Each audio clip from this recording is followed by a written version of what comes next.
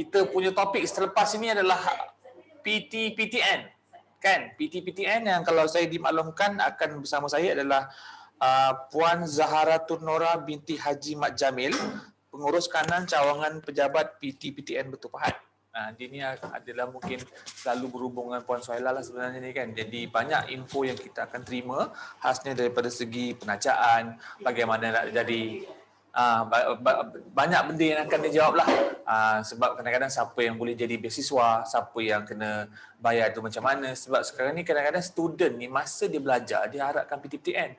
Tapi lepas dia belajar pula, dia tengok PT-PTN pun tak ada. Itu satu benda yang sangat besar isu tu sebenarnya kan. Tapi kita sekarang bercerita pasal PT-PTN yang student tu baru nak masuk belajar. Jadi kita serahkan terus kepada Puan untuk sampaikan maklumat tentang PT-PTN. Terima kasih Puan. Okey, terima kasih kepada Tuan Moderator. Okey, so berkaitan dengan PT-PTN, saya suka nak kongsikan yang PT-PTN ni dah ditubuhkan mulai November 1997, yang mana kami menjalankan 3 fungsi utama, iaitu menguruskan pinjaman untuk tujuan pendidikan tinggi dan juga mengutip bayaran balik pinjaman. Selain daripada kami juga menyediakan skim simpanan dan menguruskan deposit untuk tujuan pendidikan tinggi, iaitu melalui skim simpanan pendidikan nasional. Selain daripada juga, PT-PTN juga melaksanakan apa-apa sahaja fungsi lain yang diberikan kepada PT-PTN oleh mana-mana undang-undang bertulis. Objektif utama PT-PTN adalah untuk memastikan tiada pelajar-pelajar yang gagal untuk memasuki ke institusi pengajian tinggi atas sebab-sebab keuangan. So sebab itulah kalau adik-adik perasan nanti masa buat permohonan UPU akan ada soalan yang mengatakan adakah anda memerlukan wang pendahuluan pinjaman yang berjumlah 1,900, yang mana itu adalah bantuan ataupun pendahuluan pinjaman yang PT-PTN berikan untuk membolehkan adik-adik ataupun ibu bapa gunakan bagi pengurusan pendaftaran kemasukan ke universiti lah, supaya tiada pelajar-pelajar yang gagal memasuki IPT atas sebab-sebab keuangan. Untuk PT-PTN, kami menawarkan pinjaman berdasarkan Akta Universiti dan Kolej 1971, Akta Institusi Teknologi MARA 1976, Akta Institusi Pendidikan Tinggi Swasta 1996 dan juga Akta Pendidikan 1996.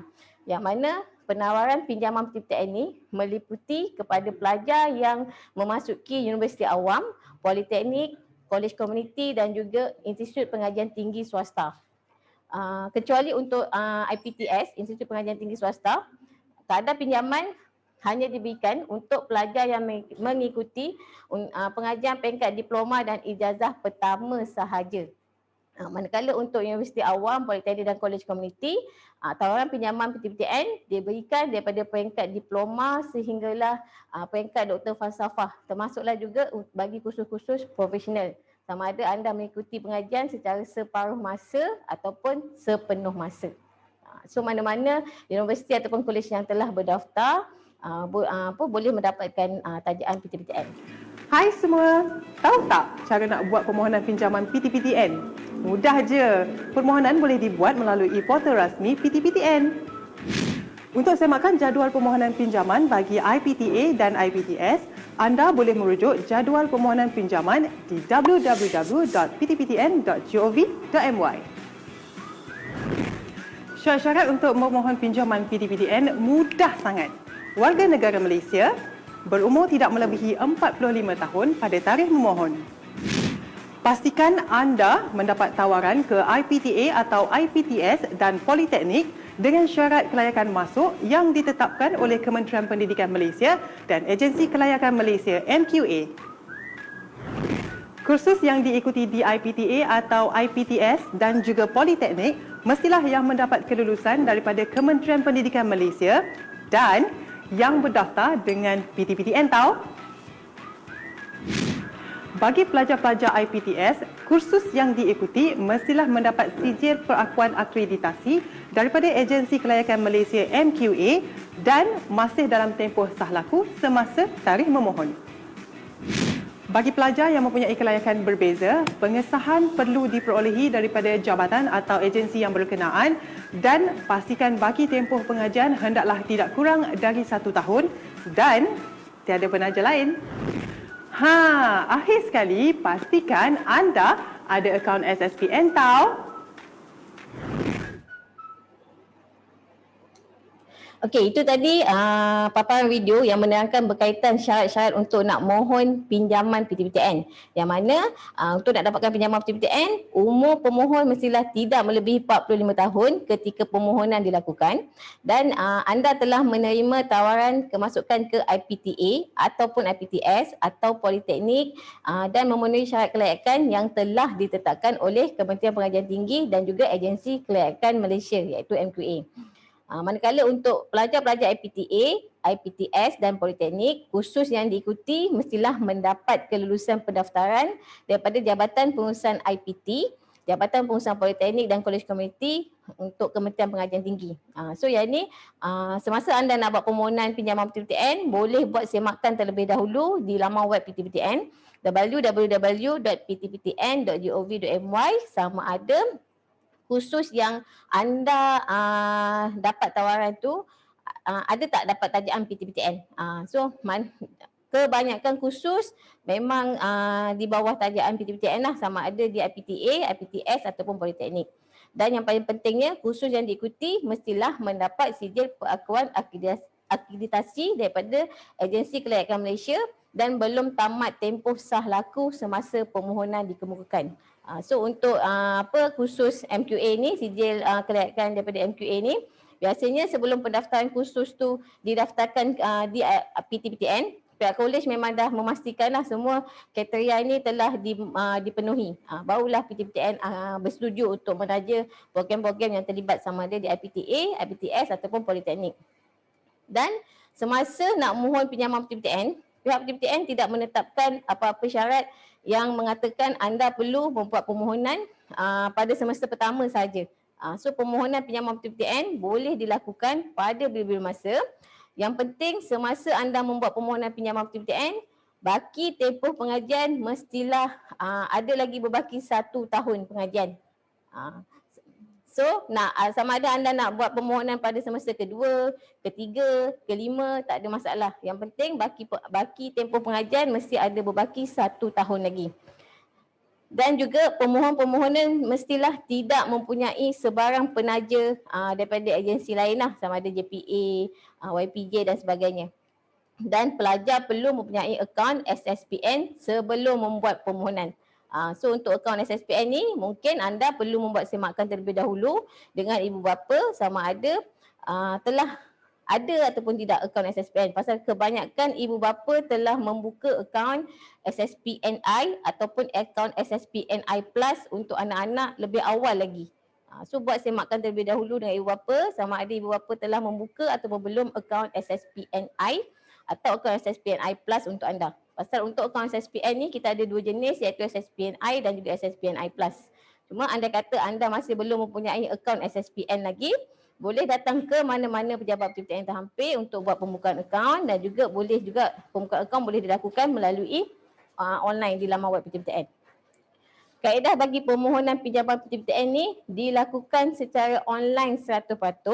Yang mana anda perlu permohonan adalah melalui laman rasmi PTPTN iaitu www.ptptn.gov.my dan permohonan yang lengkap akan diproses dalam tempoh 6 hari bekerja selepas tarikh tutup permohonan mengikut kelompok yang telah ditetapkan. So yang ini pun boleh juga buat semakan di website PTPTN. So dia punya carta alihnya untuk buat permohonan PTPTN. Pertamanya anda perlu membeli nombor PIN PTPTN bernilai RM5 sama ada pembelian dilakukan secara atas talian di laman web PTPTN www.ptptn.gov.my atau di kaunter BSN. Dan juga pelajar membuat selepas dah ada nombor PIN berharga RM5, boleh layari laman web PTPTN www.ptptn.gov.my dan buat permohonan secara online. So bila permohonan anda dah hantar permohonan akan diproses dalam tempoh 6 hari bekerja selepas tarikh tutup permohonan. Sekiranya permohonan anda diluluskan, anda perlu mencetak dokumen tawaran melalui website PTPTN lagi ataupun melalui email juga untuk tawaran dokumen tawaran dan perjanjian PTPTN akan dihantar juga melalui email yang didaftarkan oleh anda. Dan kemudian perlu melengkapkan dokumen tawaran dan perjanjian tersebut dan dihantar di mana-mana pejabat PTPTN yang terhampir. Selepas kami terima dokumen perjanjian yang lengkap, barulah wang pinjaman untuk semester untuk kali pertama akan dikreditkan di dalam akaun bank anda dalam tempoh 21 hari bekerja. So ini adalah laman web PTPTN-nya. Untuk nak dapatkan sebarang info, berapa kadar pinjaman, bila tarikh tutup permohonan bagi universiti, contohnya macam UTHM, adakah program yang ditawarkan oleh UTHM mendapat tajaan PTPTN ataupun tidak, anda boleh buat semakan di laman web PTPTN, klik di bahagian pinjaman pendidikan. And then kemudian untuk sekiranya anda nak buat permohonan, boleh klik di permohonan kali pertama. Yang ni untuk permohonan kali pertama ni adalah untuk beli terus nombor PIN. Tapi sekiranya anda dah ada nombor PIN yang anda beli di kaunter BSN, anda boleh klik di permohonan pinjaman kali kedua dan seterusnya. So untuk yang semakkan jadual permohonan ataupun bayaran pinjaman tu, itu anda boleh buat semakan sama ada program yang diikuti oleh anda mendapat tajaan PTPTN ataupun tidak, berapakah jumlah pinjaman yang anda akan dapat, berapa tempoh dan bilakah bayaran untuk semester kedua dan seterusnya akan dikreditkan di dalam akaun bank anda semua. Okey, ini adalah maklumat berkaitan dengan bahagian-bahagian yang perlu anda isi semasa membuat permohonan pinjaman PTPTN. Okey, ini adalah dia punya contoh je, yang mana untuk buat bahagian buktian khusus ni adalah bahagian yang paling mandatory. Anda perlu memilih nama institusi yang betul dan juga mod pengajian, tahap pengajian, nama program tu mestilah betul mengikut surat tawaran yang anda terima. Dan untuk nama bank ni adalah bergantung kepada universiti yang anda dapat tawaran lah. Kalau anda dapat tawaran di UTHM, anda perlu mempunyai akaun bank muamalat. So untuk akaun SSPN tadi itu adalah syarat wajib untuk membolehkan anda membuat permohonan pinjaman PTPTN. Tetapi sekiranya pinjaman PTPTN anda telah diluluskan, wang pinjaman akan dikreditkan ke dalam bank muamalat anda pada setiap semester. Okey, selepas anda buat permohonan, kami dah proses dalam tempoh 6 hari bekerja, dan kemudian macam saya maklumkan tadi, anda perlu mencetak dokumen tawaran dan perjanjian, lengkapkan dan hantar di mana-mana pejabat PTPTN terhampir dalam tempoh yang ditetapkan. Tawaran pinjaman pendidikan akan diberikan sekiranya permohonan memenuhi syarat-syarat dan menepati kaedah permohonan pinjaman. Tawaran pinjaman hanya sah dalam tempoh 14 hari daripada tarikh kelulusan, dan dokumen tawaran boleh diserahkan di mana-mana pejabat PTPTN negeri ataupun cawangan di seluruh negara.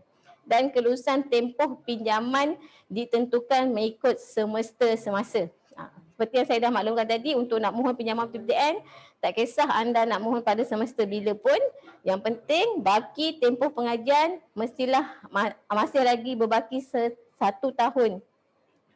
So yang mana sekiranya anda, tempoh pengajian anda adalah 4 tahun dan anda membuat permohonan pinjaman PTPTN pada semester yang kelima, so bermaksud tajaan PTPTN adalah bagi tempoh 4 semester saja.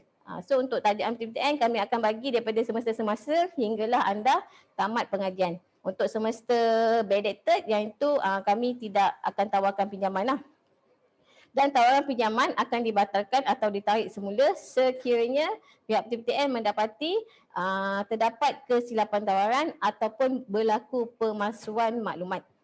Dan paling penting sekali anda perlu tahu, pinjaman PTPTN ini mempunyai perlindungan takaful, yang mana kos premium adalah dibayar oleh peminjam sendirilah.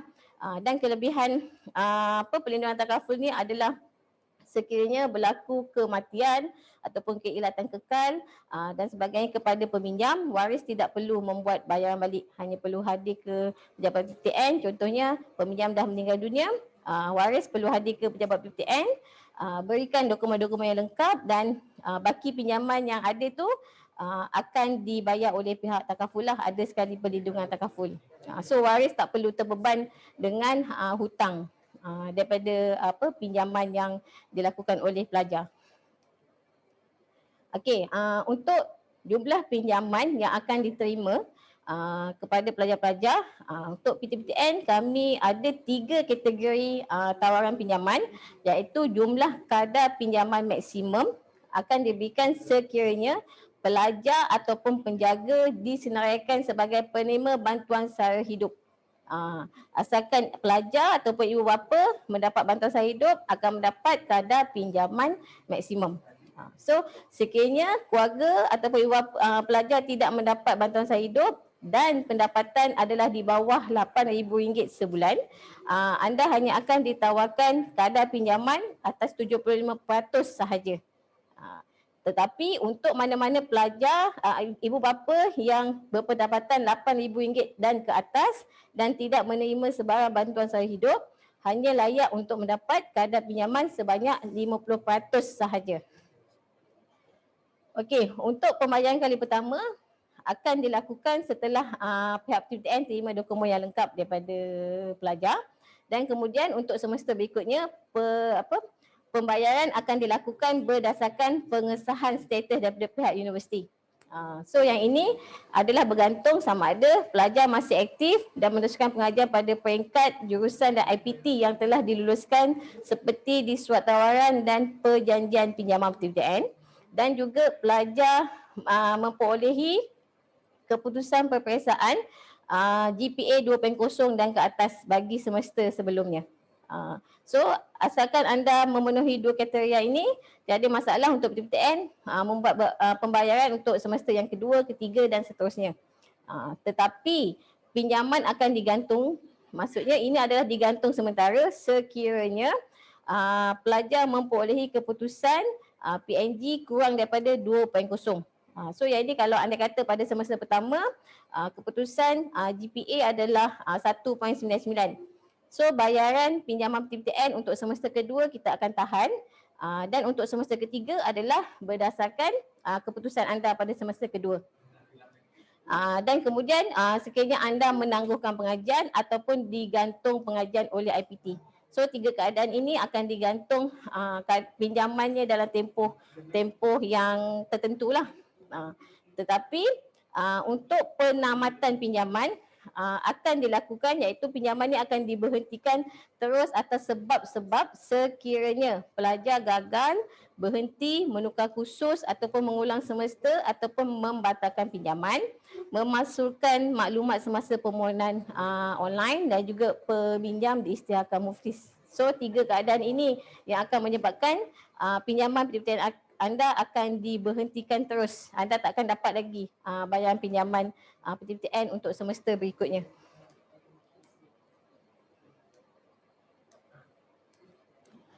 Okey, untuk tempoh bayar balik pula, setelah anda dah dapat tawaran pinjaman PTPTN daripada semester pertama sehinggalah semester ke-8, anda perlu tahu bilakah anda perlu membuat bayaran balik pinjaman.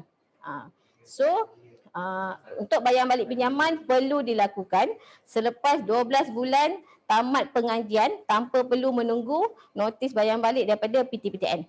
So maksudnya pihak PTPTN memberikan tempoh selama setahun, 12 bulan kepada anda selepas habis belajar, tempoh 12 bulan untuk anda cari kerja. So jadinya pada bulan yang ke-13 tu dah perlu membuat bayaran balik pinjaman PTPTN berserta kos upah. Untuk pinjaman PTPTN yang akan anda dapat tu, bayar balik adalah berserta kos upah 1% setahun atas jumlah pinjaman yang telah anda dapat. Dan peminjam yang membuat bayaran balik lebih awal tidak akan dikenakan kos upah dalam tempoh 12 bulan. Dan tempoh bayar balik dia ada empat kategori lah. Yang mana sekiranya anda mendapat kadar pinjaman di bawah RM10,000, tempoh bayar baliknya adalah selama 5 tahun, dan sekiranya jumlah pinjaman yang anda dapat tu adalah RM10,000 hingga RM22,000, tempoh bayar baliknya selama 10 tahun, dan daripada RM22,000 hinggalah RM50,000, tempoh bayar balik adalah selama 15 tahun.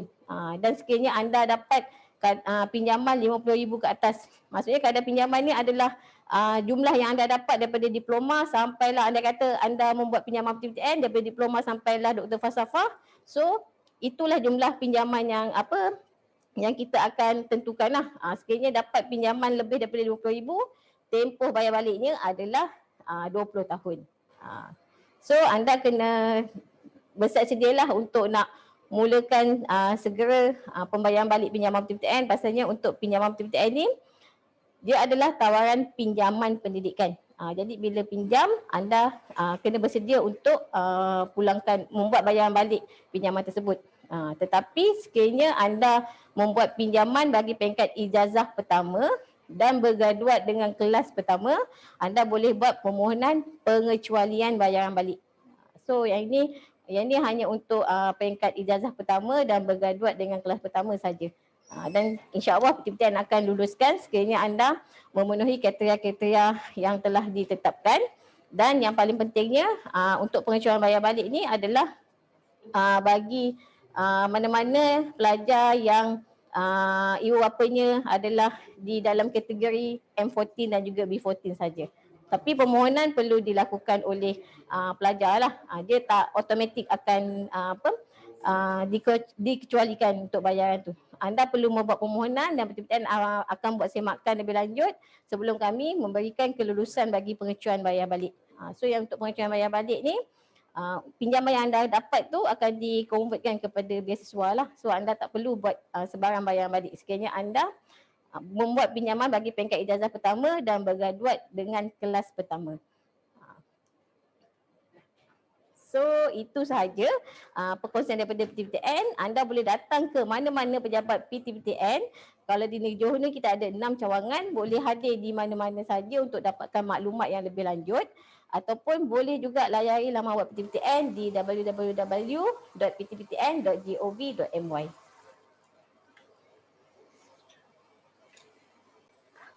Okey, Puan Zahratul. Itu tak nama dia? Ya, betul.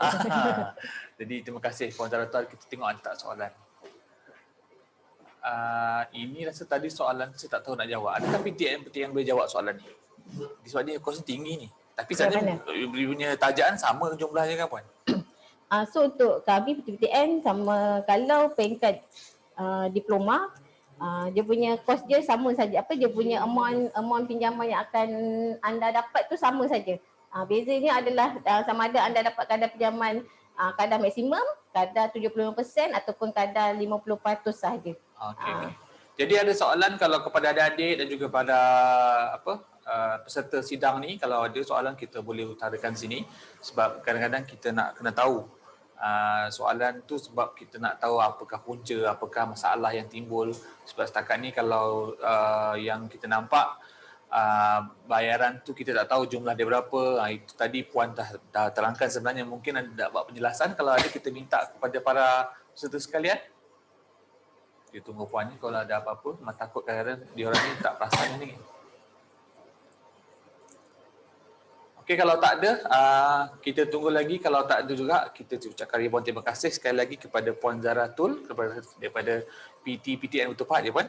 Ya, jadi saya ucapkan terima kasih banyak dan kita insyaAllah masa-masa akan datang kita akan jumpa lagi. Terima kasih Puan. Okey, sekarang ni kita terus kepada next kita punya last ataupun hari ini adalah last punya pembentang. Dan dikabarkan, saya telah dimaklumkan daripada Puan Suhaila Philip mengatakan kita ada rakan kita daripada Yayasan Pelajaran Johor, tak silap saya, Kak Su, Yayasan Pelajaran Johor, Cik Saharudin bin Manas. Ada di talian Cik Saharudin sekarang? Nampaknya ada di Cik Saharudin tu. Assalamualaikum Cik Saharudin.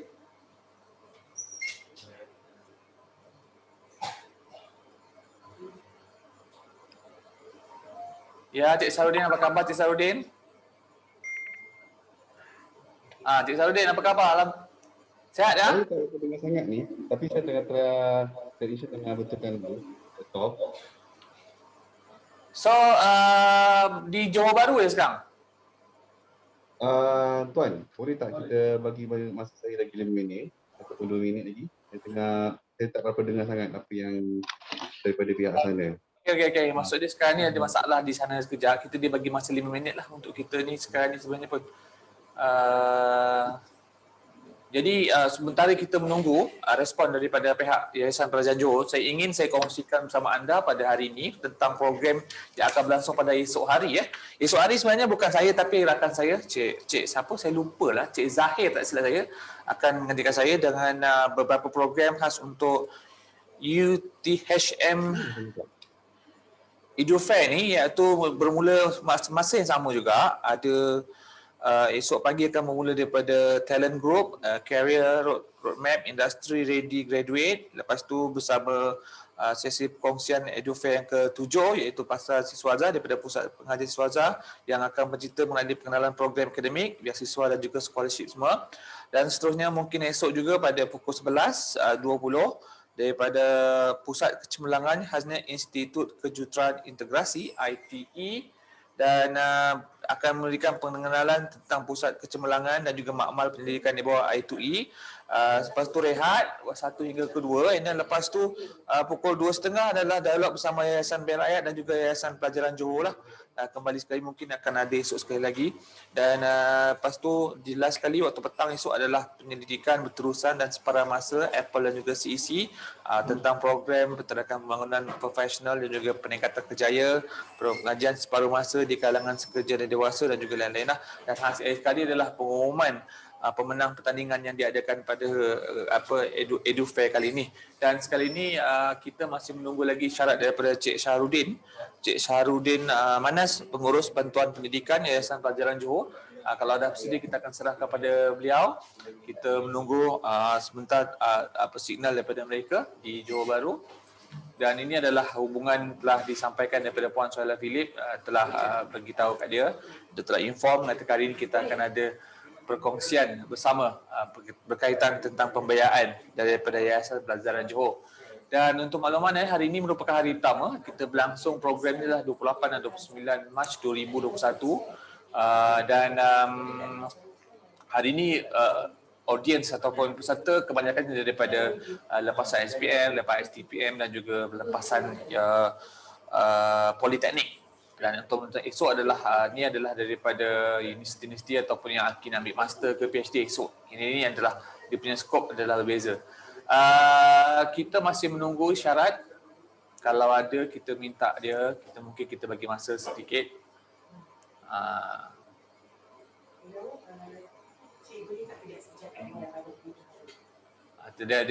Sekarang dunia cara maya ni banyak menggunakan interaksi atas talian. So kita ni memang kena berinteraksi benda yang samalah. So kita akan bersiaran sehingga pukul 5 insya-Allah. Kalau tak ada pun sebab ramai juga yang bersama kita pada hari ini. Viewer pagi tadi pun ramai, hari ini pun insya-Allah ramai, dan telah berlangsung selama 1 hari ini, dan hari ini adalah merupakan yang slot yang terakhir untuk kita sama-sama berkongsi ilmu ataupun kongsi apa dia pengetahuan khas dia daripada segi kebajikan dan juga pembiayaan. Tadi Puan Su dah beritahu pasal kebajikan, Puan Zaratu tadi pasal PT-PTN, dan sekarang kita menanti Cik Syahrudin daripada bahagian ataupun pengurus bantuan pendidikan Yayasan Pelajaran Johor. Okey, kita menanti adakah masih sudah okey atau macam mana? Okey, Cik Syahrudin.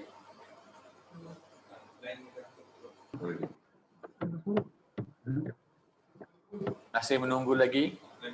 Kecanggihan masa sangat ni. Signal daripada sana agak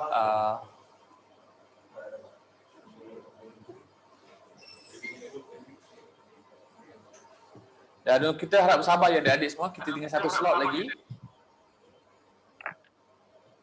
Dan kita kalau ada persoalan, kita boleh bagi persoalan kepada anda semua.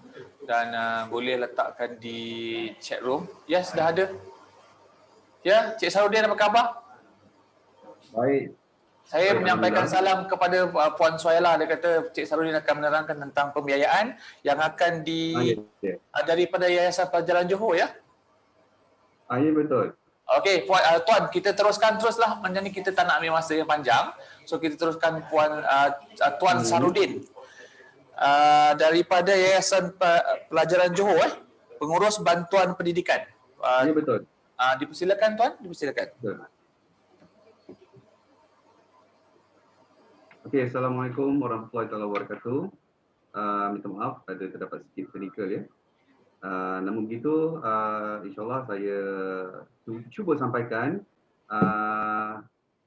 seberapa yang mampu yang untuk daripada kami dari Yayasan Pelajaran Johor.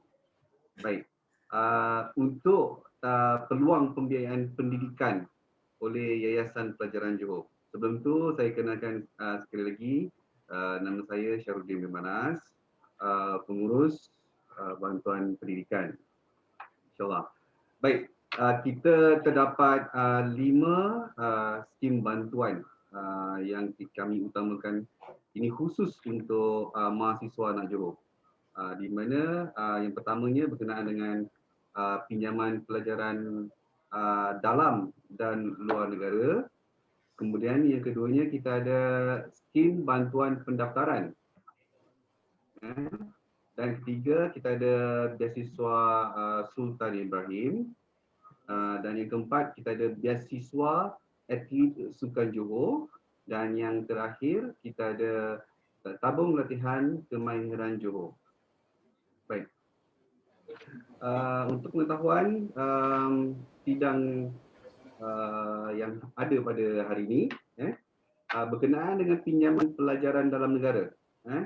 Pinjaman dalam negara kita mengkhususkan kepada IPTA untuk pengajian diploma dan ijazah sarjana muda sahaja. Dan kemudian untuk IPTS. Dan IPTS ni pun untuk IPTS yang terpilih sahaja. Di mana kami mengutamakan Kolej Yayasan Pelajaran Johor untuk pengajian diploma sahaja. Kemudian kita ada Kolej Kemahiran Johor, KKJ untuk sijil kemahiran dan diploma kemahiran sahaja. Dan yang ketiga untuk Marsah, Kolej Marsah. Dan sebenarnya kita ada pengkhususan juga untuk pinjaman ni untuk universiti yang berada di Edu City. Di mana semua universiti yang berada di Edu City kita akan berikan pinjaman. Okey. So syarat-syarat dia macam biasa, kita perlukan mahasiswa yang memang melahir dan menetap di Johor lah, terutama untuk IC yang 01.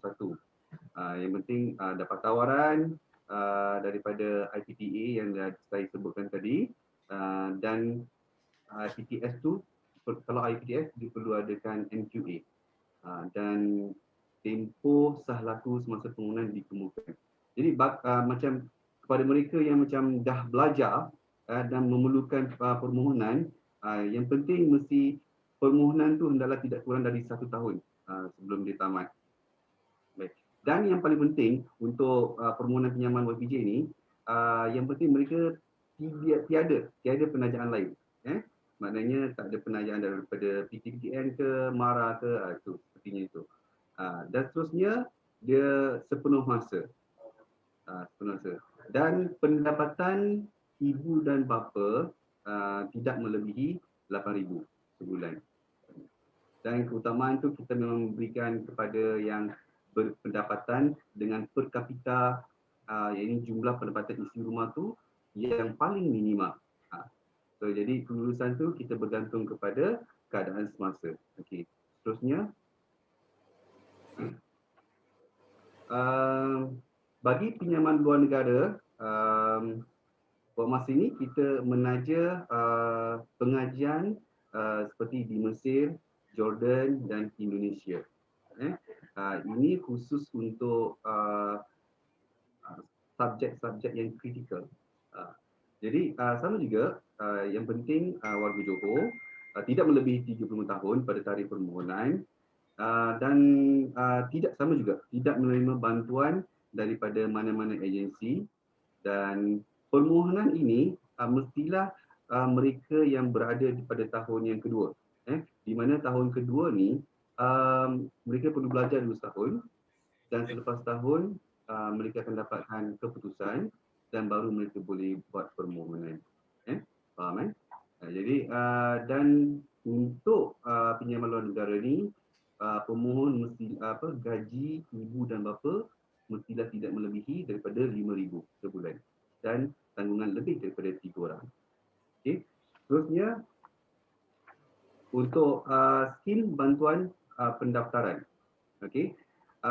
Skim bantuan pendaftaran kita akan berikan kepada pelajar diploma sejumlah RM500, ijazah sarjana muda RM1,000. Di mana untuk syarat-syarat permohonan bagi skim bantuan pendaftaran ini, ini maknanya duit kocek lah kata ya, sebelum nak daftarkan di situ kita duit kocek. Pemohon mesti lahir dan menetap di negeri Johor, dan khusus untuk mereka semester pertama, di mana mereka menerima tawaran diploma dan ijazah sarjana muda di pengajian IPT dan IPT terpilih yang saya sebut tadi itu. Jadi mereka layak untuk memohon skim bantuan tersebut. Dan khusus mereka mestilah sepenuh masa. Tempoh khusus yang diikuti adalah mengambil masa setahun ataupun lebih. Dan pendapatan yang ini kita perketatkan dari segi pendapatan ibu dan bapa penjaga tidak melebihi RM4,000. Dan pemohon hanya layak menerima bantuan ni sekali saja sepanjang mereka pengajian. Maknanya sebelum mereka masuk. Itu saja yang kita akan berikan. Baik. Sama juga tidak boleh ada bantuan daripada mana-mana agensi dan ia juga tertakluk kepada keputusan kita lah, kelulusan daripada pengurusan DYBJ. Baik, seterusnya untuk beasiswa. Kita ada beasiswa untuk Sultan Ibrahim, beasiswa Sultan Atlet Johor. Apa itu beasiswa Sultan Ibrahim? Okey, beasiswa Sultan Ibrahim, taraf kelayakannya untuk memohon. Boleh next slide. Okey.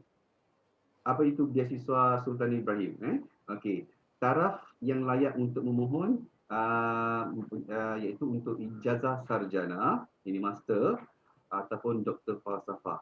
Okey. Jadi sama juga pemohon mestilah menetap di negeri Johor. Keutamaan diberikan kepada mereka yang lahir di negeri Johor. Untuk pelajar master dan PhD sahaja umur tidak melebihi 40 tahun semasa mula pengajian lah. Macam saya memang tak layak. Saya dah umur 40 lebih. Itu kena bawah umur 40 tahun. Kemudian memenuhi syarat kemasukan KIPT dan juga tidak pernah menerima surat tawaran tidak bersyarat daripada IPT atau telah memulakan pengajian di IPT. Dan pengajian sekurang-kurangnya setahun atau lebih. Pengajian perlu sepenuh masa. Okey, pemohon yang tidak menerima pembiayaan lain daripada mana-mana pihak melanjutkan pengajian yang sama. Okey, untuk beasiswa ini pemohon mestilah perlu mendapat cuti belajar tanpa gaji ataupun pelepasan jawatan daripada majikan yang mereka sedang berkhidmat lah. Kalau maknanya mereka lagi berkhidmat mengambil pembelajaran separuh gaji, kita tidak pertimbangkan untuk bermasa ini. Okey. Terusnya untuk beasiswa Sukan Atlet Johor. Sama juga, okey, kali ini khusus untuk pelajar diploma dan ijazah sarjana muda. Dan mana syarat permohonannya sama juga orang Johor dan mengikuti pengajian diploma, ijazah sarjana muda di IPTA sahaja. Dan berumur tidak melebihi 25 tahun sebab mereka ni kita anggarkan sebagai atlet muda. Okay. Dan telah mendapat tawaran khusus sama juga yang dapat kelulusan daripada MQA. Keutamaan kepada pelajar yang masih belum mempunyai kerajaan. Kiranya pelajar-pelajar telah mempunyai kerajaan, maka mereka kena pilih salah satu sahaja. Jadi sama juga khusus mestilah sepenuh masa. Dan bagi pelajar yang mendaftar di tahun pertama perlu, kalau dia telah mendaftar di tahun pertama, mereka perlu telah menyertai sekurang-kurangnya di peringkat negeri untuk acara sukan. Dan bagi pelajar yang sedang berada pengajian di APT, sekurang-kurangnya mendapat keputusan akademik sekurang-kurangnya 2.5 pada semester terkini. CGPA dia mesti 2.5. dan masih bergiat aktif sebagai atlet dalam kejohanan sukan Malaysia, di sukan universiti apa semua tu. Dan baki pengajian semasa permohonan hendaklah tidak kurang daripada 1 tahun. Okey. Seterusnya untuk tabung latihan kemahiran Johor. Okey, tabung latihan kemahiran Johor ini kita berikan grant sejumlah 2,000 bagi pelajar khusus kemahiran di Johor. Okey. Taraf yang layak untuk mohon adalah di kalangan sijil kemahiran Malaysia, diploma kemahiran Malaysia, dan diploma lanjutan kemahiran Malaysia. Jadi ini 3 kelayakan untuk taraf yang kita berikan. Sama juga syarat-syaratnya bermuasatin di negeri Johor tidak kurang daripada 5 tahun. Tapi kita berikan keutamaan pelajar yang lahir di negeri Johor lah. Dan kemudian mengikuti kursus kemahiran di institusi di dalam negeri Johor sahaja. Jadi kepada mereka ni yang kita fokuskan ialah mereka telah mempunyai tajaan pinjaman semasa permohonan dibuat. Contohnya ada tajaan daripada PTPK, ada tajaan daripada YPJ yang bukan berbentuk one off. Maknanya pembiayaan sendiri ni pelajar daripada Kolej Kemahiran YPJ sahaja. Contohnya macam mereka dapat tajaan daripada PTPK dengan yuran pengajiannya sejumlah 10,000. Jadi kita di YPJ akan berikan mereka 2,000 sebagai pengurangan terhadap kursus keseluruhan. Okey. Jadi jenis persijilan kemahiran Malaysia iaitu Sijil Kemahiran Malaysia SKM, Diploma Kemahiran Malaysia DKM, dan Diploma Lanjutan Kemahiran Malaysia DLKM, dan lain-lain persijilan yang diiktiraf. Keutamaan juga kelayakan untuk mendapat bantuan ni adalah seperti berikut. Belia keciciran tamat tingkatan 3, lepasan SPM, pelajar yang telah mendapat jaminan pekerjaan setelah tamat latihan, itu kita akan beri keutamaan. Dan juga pelajar-pelajar yang berada di dalam industri dan sedang mengikuti latihan kemahiran bertujuan untuk upskillkan, skill dia punya dan multi skill dia punya pekerjaan yang sedia ada sekarang. So, benda tu kita perlukan bukti lah. Ini bukti daripada sokongan daripada yang dikaji adalah seperti yang Tumpuan Penjanaan Ekonomi di Johor, yang mana kita lebih tekankan pada khusus-khusus yang kritikal, yang memberikan penerimaan peluang pekerjaan yang tinggi. Seperti tapi kalau dulu kita berutamaan kepada mereka yang ada hospitality dan pelancongan, tapi menggunakan keadaan sekarang ni kita lihat balik semula dengan keadaan yang COVID ni yang menyebabkan industri hospitality dan pelancongan yang sedang jatuh. Jadi mungkin kita akan berikan keutamaan kepada mereka yang berada di dalam bidang minyak dan gas dan lain-lain sektor latihan kemahiran yang kritikal dan mempunyai nilai peluang pekerjaan yang tinggi di negeri Johor. So kita akan lihat situasi semasa lah untuk bantuan tabung latihan kemahiran Johor. Baik. So syarat dia sama juga bermuasatin di Johor, tidak kurang daripada 5 tahun dan ini dah ulang balik semula. Okay. So jadi sama je. Setakat ini daripada kami di YPJ. So jadi 5 bantuan yang kita berikan khusus untuk anak-anak Johor. Itu saja yang boleh saya beri penerangan. Mungkin kalau ada soalan saya akan jawab. Itu saja. Ya, terima kasih Cik Saudi. Kita tunggu soalan daripada yang lain, audiens ni kalau ada soalan. Tapi soalan yang pertama Cik Saudi saya nak tanya, boleh saya bertanya Cik Saudi ni? Dengar tak Cik Saudi? Ya. Ini khas untuk anak Johor je kan? Ke? Saya dengar. Ini betul. Betul anak Johor? Anak Johor je. Kod yang lain tu dia nak minta memang tak boleh khas untuk anak Johor je lah kan? Betul tak? Terutama kita berikan mereka yang ada IC 01 lah, nak kata. So kita masih menanti soalan. Ramai anak Johor tak tengok ni kot. Ada soalan? Sekarang ni kita tengah sekarang ni tengah urusan untuk ni lah, permohonan pinjaman sekarang ni. Oh ya.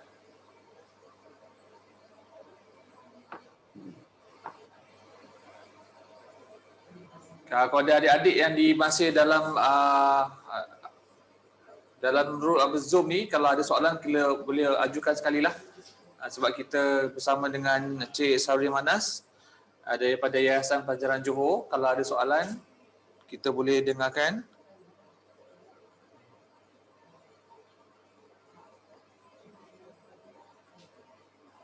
Ni semua Cik Sarudin nak tanya soal ni, dia ni berkonsepkan bantuan. Pinjaman ada juga ke?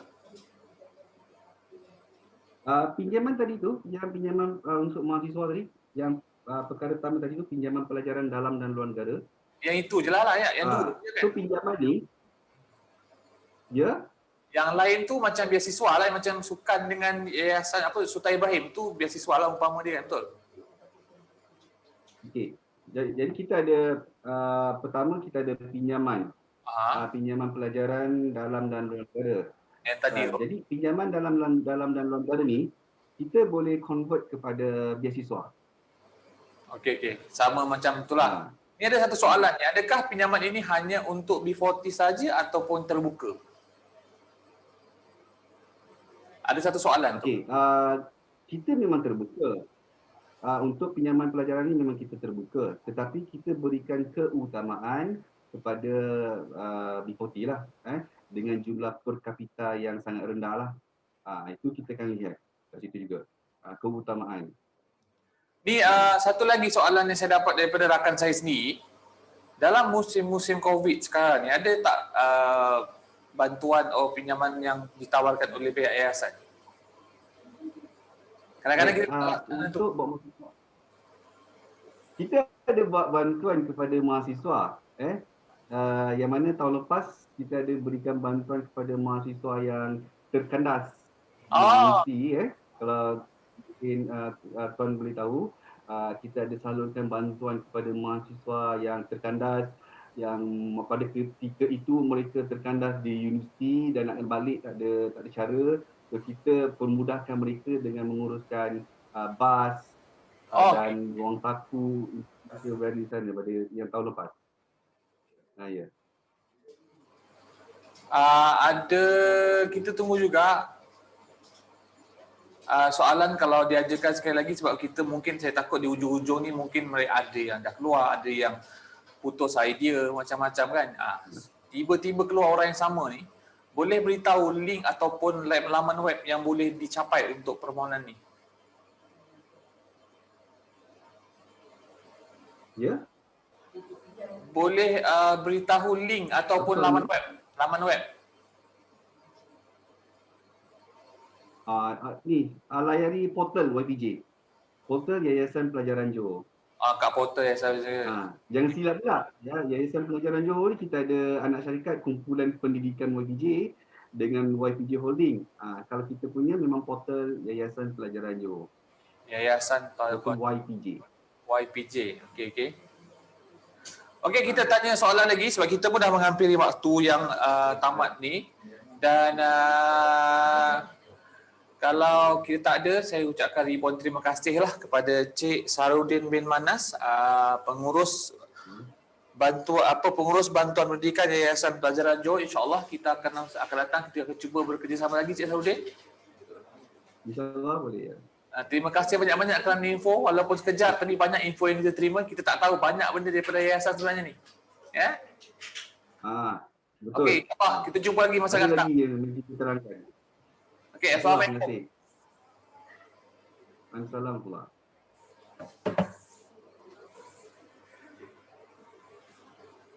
Okey, terima kasih kepada yang menjayakan slot terakhir, iaitu Puan Suhaila, Puan siapa lagi tadi? Zaratul dan juga Cik Sarudin, tentang kebajikan, pembiayaan pendidikan dan juga berbagai-bagai lagi. Dan setelah akhirnya program ataupun slot yang terakhir ini, maka berakhirlah hari pertama UTHM Edu Fair yang berlangsung selama 2 hari sepatutnya, tapi hari ini hari yang pertama dan berakhir sudah. Dan saya ucapkan ribuan terima kasih kepada peserta yang menyertai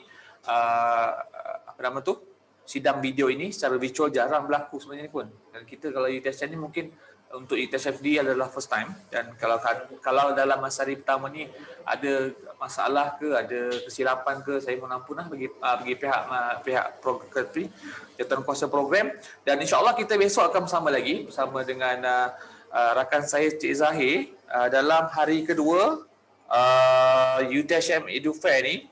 Dan saya ulang sekali lagi sebelum saya tamatkan siaran pada petang ni adalah tentang esok adalah talent corp daripada Career Roadmap, Industry Leading Graduate, lepas tu daripada Pusat Pengajian Siswaza dan juga Pusat Kecemerlangan iaitu Institut Kejuruteraan Integrasi 12E dan juga Yayasan Berayat dan juga sekali lagi Yayasan Pelajaran Johor. Ni pasal hari ni dah rangkum jugalah. Dan akhir sekali adalah daripada CEC dan juga Apple, dan kita akan umumkan pemenang pertandingan-pertandingan yang diadakan untuk sepanjang program EduFair ini. Dan saya mewakili pihak jawatankuasa daripada pihak UTS sendiri mengucapkan selamat terima kasih ataupun selamat sejahtera, dan kalau ada pertanyaan sila hubungilah pihak UTS. Sekian, Assalamualaikum warahmatullahi wabarakatuh dan salam sejahtera.